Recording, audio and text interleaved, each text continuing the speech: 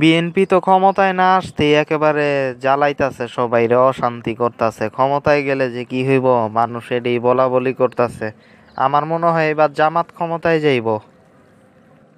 চুপ বেটা, আমরাই সেরা, আমরা সবচেয়ে বড় দল আর আমরাই ক্ষমতায় গেছি, বুঝছস? অতীতে জামাত অতীতে কয়টা ভোট পাইছে বুঝছস? কয়টা ভোট পাইছে জামাত? ক্ষমতায় যাইব না জামাত কোনোদিনও না। 2টা সিট পায়া দেখাক খালি। অতীতে আবার ভোট হইল কেমনে? কই ভোট হইছে? 15 বছর তো ভোটই হয় নাই। আর তাছাড়া তখন তো তেমন যোগাযোগ ব্যবস্থা ভালো ছিল না। ভোট হইছে সর্বশেষ ভালো 2001 সালে আর 2008 সালে। আর এখন 2024 সাল, বুঝছেন? এখন মানুষ তো সব কিছু দেখতেই আছে। ভোট এখন হোক, এটাই তো কথা। আর তাছাড়া আপনি কেমনে জানলেন ভোট হওয়ার আগে যে ক্ষমতায় যাইব?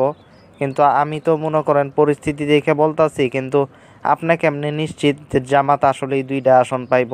ভোটই তো হয় নাই 15 বছর, 20 বছর। আরে দূরও যা, আমরা অনেক বড় দল। জামাত এরা এমনি, বুঝছস? এরা যাইব না, কোনোভাবেই ক্ষমতায় যাইব না। আর তাছাড়া আপনারা এতই কৃপণ তাইলে? কারণ জামাত তো মাত্র 2টা আসনই পাইব, তাইলে জামাতের পিছনে লাগছেন কেন? জামাতের এত সমালোচনা কেন আপনাদের? 2টা আসন যদি জামাত পায় তাও তো আপনারা ক্ষমতায় যাবেনই। তাইলে ওই 2টা আসন ছাইরেই দেন, জামাতের সমালোচনা ছাইরেই দেন। 2টা আসনও সারতে চান না আপনারা? বিএনপি আসলেই কিপটা।